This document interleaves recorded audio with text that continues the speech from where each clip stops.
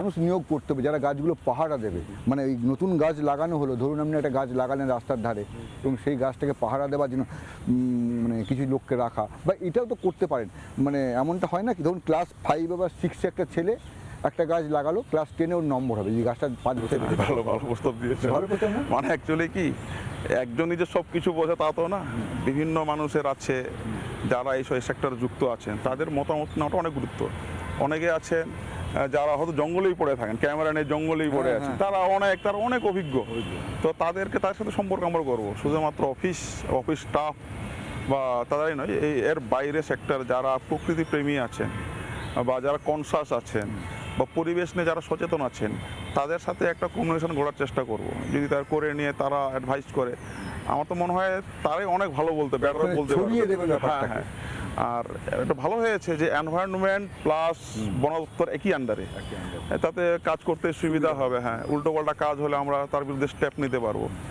তার সাথে অবশ্যই ট্যুরিজমটা ওতপ্রোতভাবে জড়িত। সেক্ষেত্রে আমার কাছেরই মানুষ শঙ্করদা, হ্যাঁ তিনি আছেন, তাকেও তার দ্বারস্থ হব।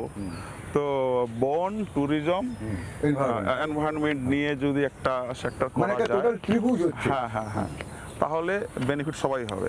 মানে ট্যুরিজম করতে গিয়ে যেন বনের ক্ষতি না হয়, আবার বনকে বাঁচাতে গিয়ে যেন ট্যুরিজমের ক্ষতি না হয়। আমরা বসে বসে তোমার সঙ্গে কিন্তু একটা কঠিন প্রশ্ন করব, সে মানে বসে থাকা নয়, প্রশ্নটা যেটা হবে সেটা হচ্ছে এই যে শিলিগুড়ি, এখানে অনেকগুলো এমন জায়গা আছে যেখানে চা বাগানের মধ্যে বড় বড় তোমরা নয়, মানে এর আগের সরকারের আমলে যেটা হয়েছিল, বড় বড় মানে বাড়ি আবাসন হয়েছে, কোথাও বড় বড় হোটেল হয়েছে, মানে সেই চা গাছ কেটে জঙ্গল কেটে যেরকম লিজ দিয়ে নিয়ম বহির্ভূতভাবে, এগুলো কি করবে? এবং ঝাড়গ্রামও হয়েছে, কালকেও কথা হয়েছে শঙ্করদার সাথে। এটার সাথে তো বন ট্যুরিজম রিলেটেড আছে, তো আমরা 2-1 দিনের মধ্যেই বসে নিয়ে এটা চক আউট করে নেব যে কোথায় কত অবৈধ কাজ হয়েছে এবং কোথায় বৈধ কাজ হচ্ছে এবং কি করলে প্রত্যেকের লাভ হবে। তো সেটা চক আউট করে নিয়ে একটা আশা করি প্রবলেমটা সলভ হয়ে যাবে। আর আবার বলে দিয়েছি, কোনো ধরনের কোনো অবৈধ কাজ হতে দেবো না। আমার ডিপার্টমেন্টেরও যদি থাকে তাহলে ছেড়ে কথা বলবো না, কারণ কোনো একটা কাজ অবৈধ কাজ করা মানে সেটা পশু পাখির উপর আক্রমণ, তাদের ক্ষতি করা, তো সেটা করতে দেবো না।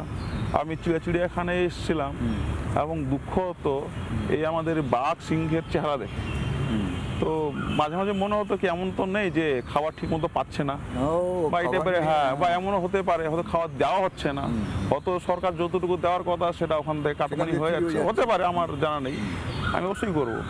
তো হয়তো বয়স বেশি হয়ে গেছে, তার জন্যই অ্যাকচুয়ালি এই অফিসে বসার থেকে সেই টাইমটা যদি আমরা অল্প করে ফিল্ড ভিজিট করি, আমারও অনেকটা আমি অনেক কিছু জানতে পারবো, সুবিধা হবে ডিসিশন নিতে, জানাতেও সুবিধা হবে। তো আমি ফিল্ড ভিজিটে প্রিপেয়ার করবো, ওই অফিসে বসা হয়তো আমার পক্ষে বেশি সময় হবে না। সেটা বুঝতে পারছি, কিন্তু পশ্চিমবঙ্গে বনাঞ্চল কিন্তু ছোট হয়ে যাচ্ছে, যে পরিমাণ ছিল বন সেই জায়গাটা অনেক কমে গেছে। এখন বন বলতে আমরা বুঝি না কোথায় বনই নেই, তাও উত্তর দিকে কিছু আছে, দক্ষিণ দিকে পুরো শেষ হতে চললো। তো এগুলো বাড়াবার জন্য কি মানে প্রতি বছরও তো একটা মেজারমেন্ট হয়, তো কত শতাংশ বন হলো, কত শতাংশ নতুন করে চারা গাছ বপন হলো, কত শতাংশ বৃদ্ধি হলো ইত্যাদি হয়। তো আপনারা এখন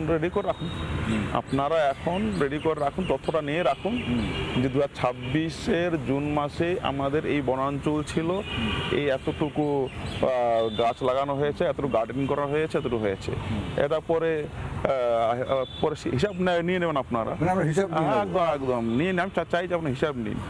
আর আপনারা দেখবেন এখানে আমরা বাড়াবো, জঙ্গলও বাড়বে, বন্য প্রাণীও বাড়বে, জুগুলোর উন্নতি হবে এবং বন রিলেটেড যা আছে সবটাই আমরা উন্নতি করে ছাড়বো। গত 15 বছর ধরে শুধুমাত্র বন দপ্তর নয়, ট্যুরিজম হোক, বন দপ্তর হোক বা বিভিন্ন দপ্তরগুলো, এসটি ডিপার্টমেন্টের পুরো দপ্তরের টাকা ঘুর পথে মুখ্যমন্ত্রী ইউজ করেছেন, নিজের মেলা ঠেলা করেছেন এবং এই সমস্ত দপ্তরগুলো মরুভূমি পরিণত হয়ে গেছিল। একটা কথা আছে, মানুষ প্রত্যেক জানেন, যা মানুষ ঠিকই বলতো যে একটাই পোস্ট, বাকি সব ল্যাম্প পোস্ট। হ্যাঁ, তো তাই সমস্যাগুলো হয়েছে। আর আর আমরা অবশ্যই সেন্ট্রাল মিনিস্টারে তার দ্বারস্থ হবই, সেখান থেকে যদি কোনোভাবে আমরা ফান্ড পেতে পারি বা কোনো কিছু নতুন কিছু করতে পারি, সেক্ষেত্রে বাংলারই লাভ হবে। নানা ধরনের কন্টেন্ট দেখার জন্য লাইক করুন, শেয়ার করুন আমাদের ফেসবুক পেজ, সাবস্ক্রাইব করুন আমাদের ইউটিউব চ্যানেল। পাশাপাশি অন্যান্য ব্রেকিং নিউজের জন্য অবশ্যই চোখ রাখুন রিপাবলিক বাংলায়।